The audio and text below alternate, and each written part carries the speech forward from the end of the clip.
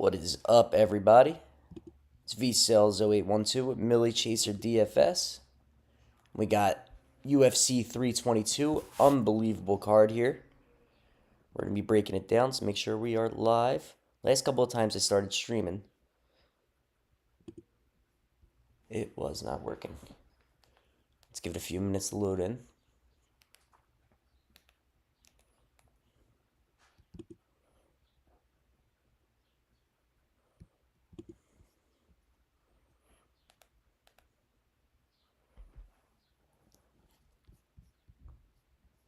Just a second, everybody. I want to make sure this is working.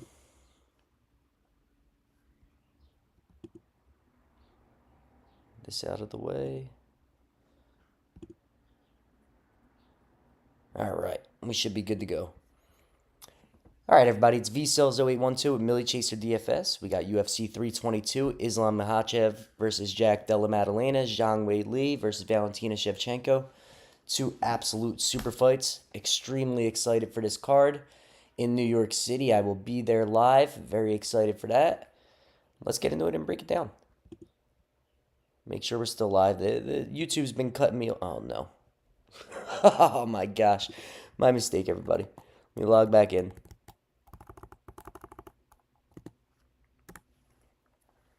All right. We are back. Sorry about that.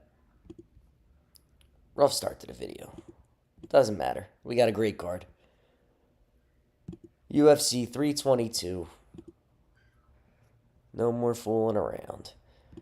Starting off the night with Slava Claus, Borishev versus Mateus Camilo. Slava, pretty good striker. Can take a beating. Not good off his back. Easy to take down. Has not looked nearly what we thought he was going to look. We seen him beat my shot. Looked pretty good. And then, no. Chase Hooper beat James Lontop. Pretty good win. Terrence McKinney just mauled him. Struggles off his back. He's fighting Mateus Camilo, who is a come forward, likes to get the fight to the ground. Throws heavy. Slows down a little bit. I think he'll have the grappling advantage here. I think on the feet, it's pretty close considering Slava. Slava's a good striker, but he gets caught. It's pretty chinny. So, I'm going to be on the Mateus Camilo side, 8,700. I think there are better spots around that price tag, but I could also see Mateus Camilo coming through and scoring pretty well because of takedowns and keeping Slava on his back.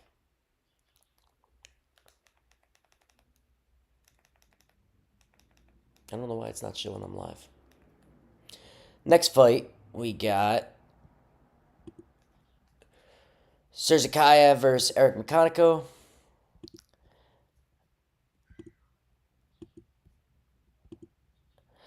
Bysongor Surzakayev beat Tom Nolan. Where's that? I think it was Tom Nolan. He got a submission. The first round was dicey.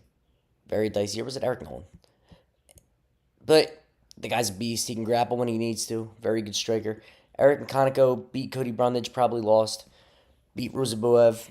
No real shame there, but Eric Mechanico is a heavy-handed guy. Slows down a little bit. He's okay. I don't mind Eric Mechanico, but I think this is just a Bysongor masterclass. You got an over 1.5 round line.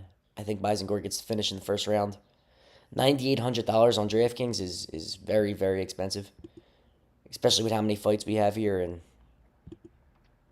I could just see other people, like, yeah, he needs to be the highest scorer on the slate at that price. And will he? If he grapples, he easily could, but if it's just a 2-minute knockout and he only lands 12 strikes, 1 knockdown, we'll see. I like Surzakayev. I think he's going probably a little bit over-owned here. But he should definitely win this fight. Angela Hill against Fatima Klein. All Angie Hill fights are pretty close. That's all I'm going to say. Fatima Klein, very good. Can get it to the ground. She's good on her feet. Very good on top. Good off her back. Fatima is the girlfriend of Aaron Blanchfield. Trained out of Good Gym. Aaron's also on this card here. Angie Hill's been around forever. Angie Hill is, when you think somebody's good, put them up against Angie Hill. You'll see how good they are because Angie is solid. good at everything, good takedown defense, which is why I think this one could be closer. If Fatima struggles to get Angie down, I think it's a pretty close fight. I don't know. 6,700. If I was going the roster one of them, it would be Angie because of that price. I don't think Fatima can pay off 9,500. Chepe Mariscal versus Pat Sabatini. I think you're going to have to get this fight right. They fought before. Chepe won. Pat Sabatini, good, very good. From where I'm from, Philly. Beat JSP, beat Joe Anderson Brito. Absolutely, I was all over Pat Sabatini in that Joe Anderson Brito fight. Scored 106 and 7,500 with only 24 strikes, 4 takedowns, 14 minutes and 47 seconds in control time in a 3-round fight. Unbelievable, Pat Sabatini. What he did that fight. Make sure we're still connected.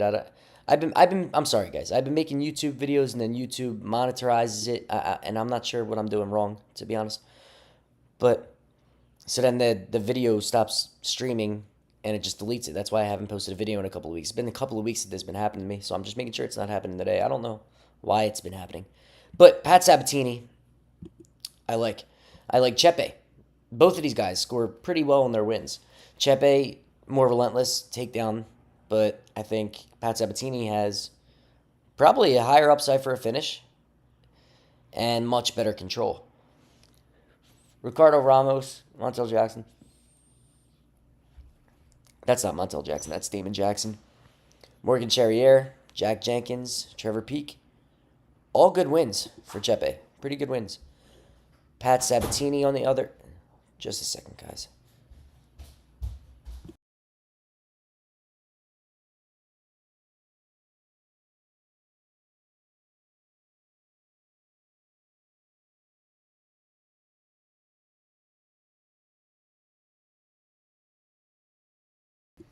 Sorry about that. My brother came out.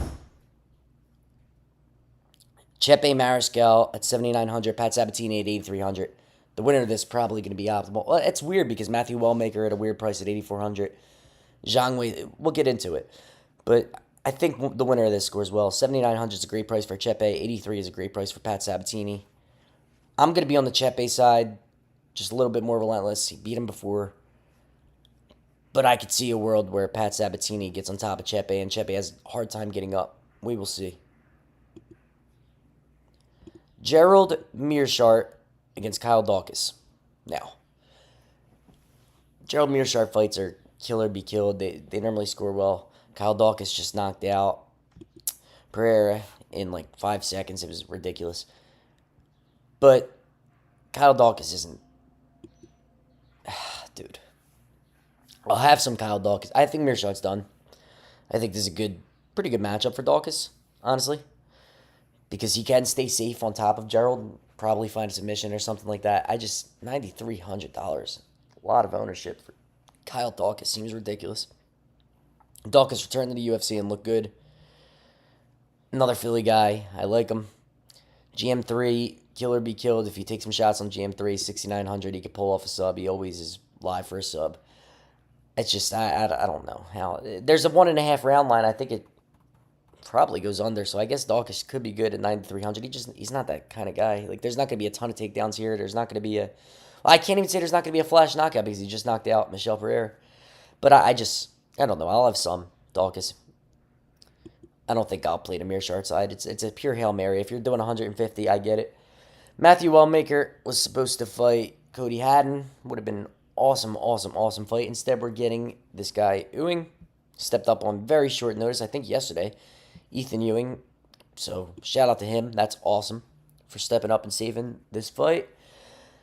But Matthew Wellmaker's like a minus 500 and he's 8,400. That's what it comes down to. He probably gets a finish early. That's what Matthew Wellmaker's been doing. And he's fighting somebody on 1 day notice. This guy just got a knockout last week, Ewing. So, good fighter. I mean, seems like he's a pretty good striker. He was losing that fight, though. He was getting... But see, he was losing that fight by getting controlled. He wasn't, like, getting outstruck. Wellmaker's going to outstrike him. 8,400 should be pretty much a free square. We'll see what happens. Tracy Cortez against Erin Blanchfield. I know a lot of people... Like, Erin's projecting really well on optimals. I don't know if she gets Tracy down. Honestly. I think this could be just tit for tat on the feet, both of them. And I think Tracy might be the better striker. Erin is more of a dog. She's probably going to be the one walking forward the entire time, which looks good.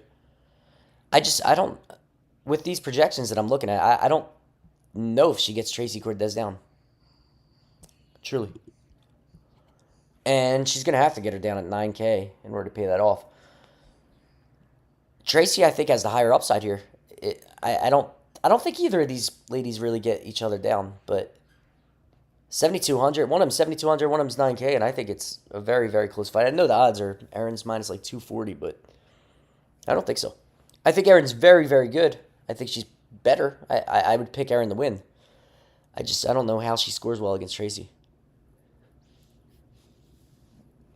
I think if there's grappling upside, probably Tracy. I think I like Tracy in this fight. It's weird. This is weird. It's a hard fight to call. Grappler versus grappler. And I think Tracy's the better actual wrestler. I think Erin's the better grappler. And I think Tracy's better on the feet. I don't know. We'll see. 7,200 could be a pretty good price for Tracy. See when she did the Viviani. Lost the Thug Rose. That wasn't a great look. Jasmine Jazz the Vicious. She won that one. Erin Blanchfield beat Rose Namajunas. Lost to Manon. Beat Talia Santos. Submitted Andrade. Yeah, I mean, this is such a good card. This is a hard card to break down. I think I'm going to be, for DFS, see, I talk fights differently when it comes to DFS and betting. I think I like Tracy more for DFS. Lower ownership, 7,200. This next fight is going to be needed, probably. Gregory Rodriguez, when he wants to, he could just maul Roman Kopylov. On the feet, he could hurt Roman Kopylov, but Kopylov's the better striker. And G-Rod, he can slow down a little bit. But G-Rod at 8,600. Some of these guys, some of his wins are just 107, 90, 98, 141, 119. When he gets the grappling going, too, it's really, really, really fun to watch. Exciting grappling. Power grappling. 4 takedowns against Duncan. Christian Leroy Duncan. Roman Kopylov, not an easy guy to take down at all. Fluffy struggled to get this guy down in the early stages of it, and then he mauled him. But Fluffy was struggling to get Roman Kopylov down. Roman's very, very good. I like Roman a lot. The loss to Paulo Costa. Paulo Costa just looked absolutely ridiculous in that fight. Kopylov's going to come in at 7,600. G-Rod's 8,600. I'm going to pick Gregory Rodriguez to win, but I'm going to be playing both sides of this because I could see a world where Kopylov hurts G-Rod. We've seen G-Rod hurt plenty of times. I could see a world where G-Rod hurts Kopylov. And I could also see a world where G-Rod controls him. So I think the upside here is on G-Rod. But more ownership's going to be on G-Rod. And I think Kopylov is live for a finish. I'm going to be on the Gregory Rodriguez side. I will have shots on both. Bo Nickel, Rodolfo Vieira. Now, a lot of people are way off on Bo Nickel. I don't think this is a good matchup for Rodolfo Vieira. I just, where does he beat Bo Nickel? People are saying he outstruck people. He's not that guy, man. He's okay. Rodolfo's always been good. He's a good grappler. If you get him on his back, he's not doing anything. It's like, I don't know, man. I think this is a good matchup for Bo Nickel. The problem is I don't think Bo Nickel is going to come out here and just maul him or finish him. So it's probably a decision, I would expect. Maybe Rodolfo slows down, Bo gets on top later in the fight, hurts him. I don't think so, though. I just think it's going to be a Bo decision. Probably scores 60 points. Like one of these Paul Craig type wins. Not the Brundage, Val Woodburn, or Jamie Pickett. But a lot of people are on Rodolfo, and I could be seeing this totally wrong. I think they're more so just off of Bo. I think that's what it comes down to, because I don't see how you could truly. Why does it look like this?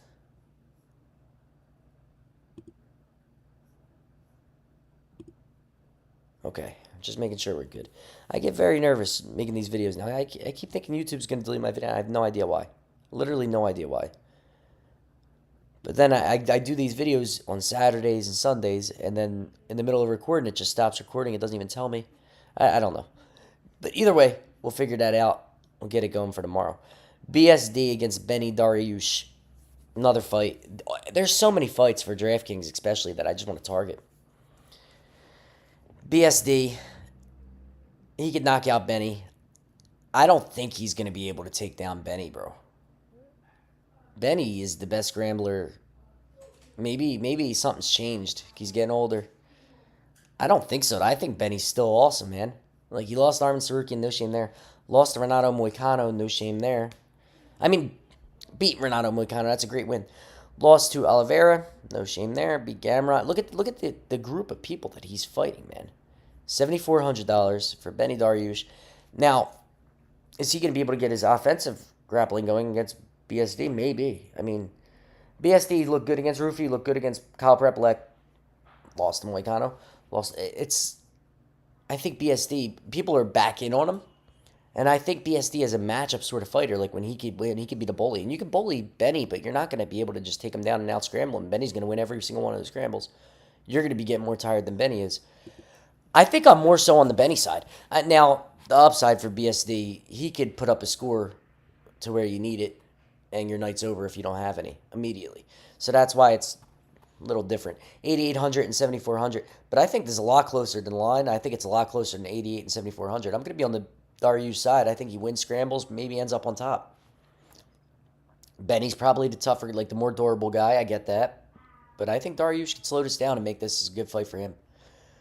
I could be totally wrong, and Benny could come out here and just blitz through the guy who looks like he's aging and looks like he's not the same fighter as he used to be in Dariush. And I wouldn't be too surprised. But I'm going to be on the Dariush side. I'm going to have exposure to both. Carlos Praches against Leon Edwards. I'm on the Leon side. I think the grappling upside comes with Leon. If Praches knocks him out in the first round, it would be something we've never seen done to Leon before. I haven't seen Leon really even hurt, except for the Nate Diaz fight. Really. Leon's very, very good. Leon's very low output, but I think he can put in the wrestling here. If he gets Carlos down, I don't know if Carlos probably gets up, but it makes him work. It slows this fight down, makes it his fight. Carlos is a guy who starts pretty slow too, most of the time. $7,300 for Leon. It's just Carlos Praches isn't going to shoot a takedown. I think Leon could. And I think the striking is pretty close between Leon and Carlos. Now, could Leon put up a score even if he wins, puts up 62 points, and you're just like, okay, well, I didn't need that? Yeah. And if Praches wins and it's by knockout, you're probably 8,900. You might need him if he gets it in the first round. But when it comes to DraftKings, 7,300 is a pretty good price for the guy who probably has, if all goes well for both of these fighters, like the best scenario for Carlos, the best scenario for Leon. I think the best scenario for Leon probably scores more because he probably has 15 minutes of control time. He takes him down 3 times.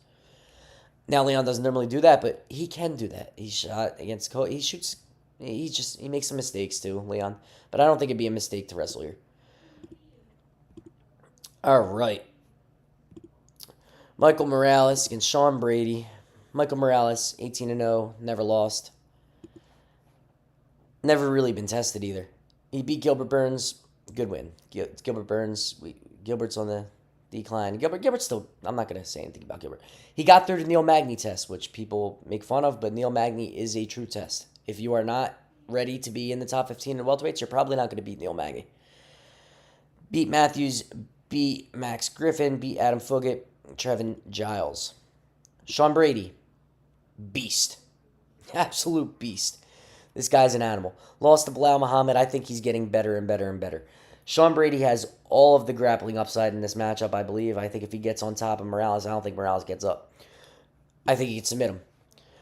Sean Brady also has been looking very, very good on the feet lately and very comfortable on the feet, which he didn't look in the Bilal Muhammad fight.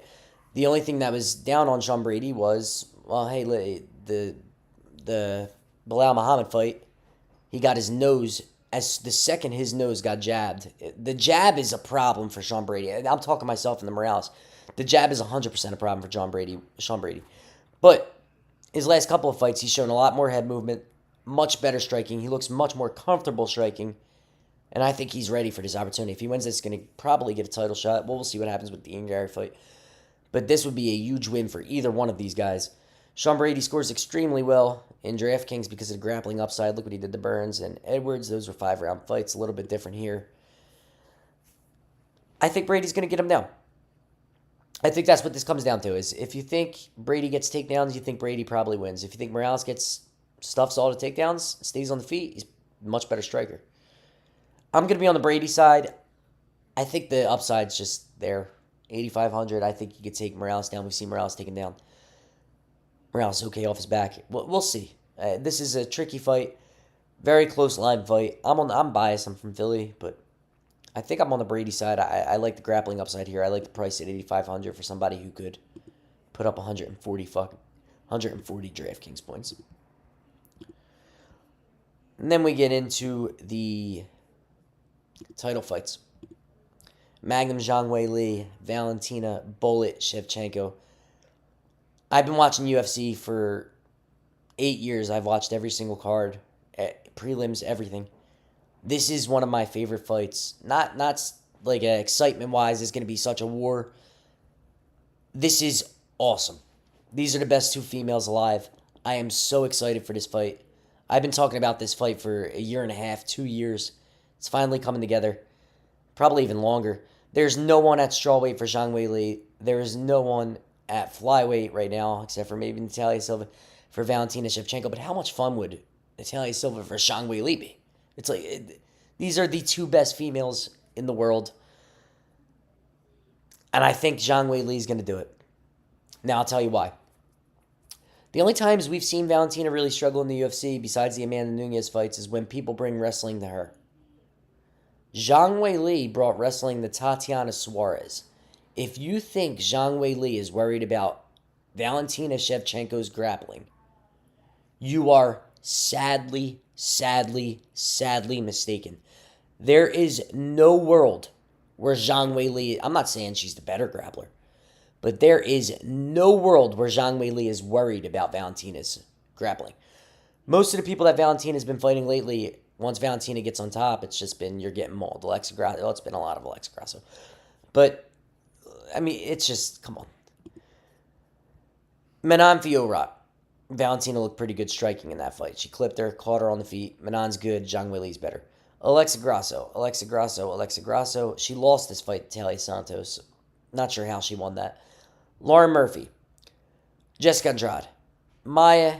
Caitlin Sermonera. Chukagian. Liz Carmouche. You get on top. Look at this control time. You're not doing that to Zhang. So let's get that out of the way right now. Zhang is way too well-rounded to just be null and void on the ground. As soon as she gets taken down, she's getting crucifixed. Zhang is going to be looking to grapple Valentina. When Valentina gets grappled, like we saw in the Talia Santos fight, like we saw in the Alexa Grasso fight, you could take her down and get her down and beat her up a little bit. That's what Zhang has been doing. I think that's what made Zhang the best female in the world. She was always a very good striker. She could strike with anyone. She could strike with absolutely anyone. Once she started initiating these takedowns and this control time, and how when she gets control, it's not lay and pray. She is always looking for... So is Valentina. These are the two best females in the world. I think Zhang's going to bring the grappling to her. You're going to need 8K, 8,200. Now, that $7,900 to $8,600 range is absolutely ridiculous. I want all of them. But you're going to have to pick a winner here. Now, Valentina is going to be bigger. Zhang, to be honest, looks exactly the same as she did at 115 to me. I don't think she looks any bigger. Well, yesterday on the scale, she didn't look any bigger, but Zhang's already a little beast. You know what I mean? Zhang is... Oh, I'm so excited for this fight, guys. I am so excited. I think Zhang's going to be... It's going to be close. I don't think there's a finish either way. But I think Zhang is going to bring the wrestling to Valentina. I think she'll be able to stuff everything that comes her way. Sorry if you guys hear my brother. He's coming out. But we're on the last fight. Let's just get this over with. Islam Makhachev against Jack Della Maddalena. 170-pound, 155 champion going up to versus JDM. Oh, my God. This card is unbelievable. Islam at 9,200. You know he could pay that off anytime. Jack Della Maddalena, 7K is a ridiculous price. If he's able to stuff some takedowns and Islam's stuck on his feet with this guy, the body shots from Jack, while Islam's getting tired, if he's... All right, this is going to look a dominant for Islam, or you're going to be able to see the tables turn very clearly. I think it's going to be very noticeable if it gets to the third round and he's starting to struggle to get JDM down. It's just going to be like, oh man, JDM's starting to get to him. So I think either one of these guys can make this look like a masterclass performance and like, oh, I should have seen this coming. Because if Islam takes Jack down, no one's going to be surprised if he submits him, takes him down.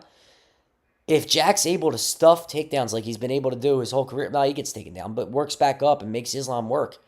Jack's not one of those guys who lays on his back. He's going to be elbowing and nasty. Everything's going to be nasty. I think I'm going to be on the Islam side. I think he's just, I'm not. I'm going to have exposure to both for DraftKings. But I know a lot of people are on Jack. I've seen Jack taken down a little bit too many times. Basil, Burns, not the worst looks, but I think it's a little bit different with Islam. We'll see. But I could see a world where Islam starts to get tired, starts panic. No, Islam's not going to panic shoot, but shoots sloppier takedowns. Gets hit in the gut. You see it hurts him a little bit. Jack starts throwing combos, body shots, gets Islam up against the fence, maybe falls over a little bit, shoots a takedown sloppy because he falls to his knees. I could see that. Jack is very, very good.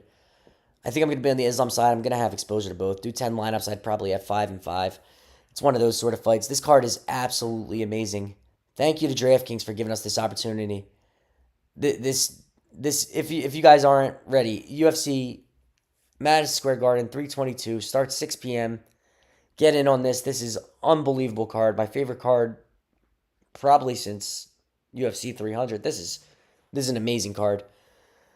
I'm going to be there, guys. I'm going to do a NFL video for you guys tomorrow as long as it doesn't get deleted. We'll see. I hope this one stays up. Thank you guys so much for watching. Thank you to DraftKings for giving us this opportunity. Have a great day. Best of luck, everybody. Let's make some money.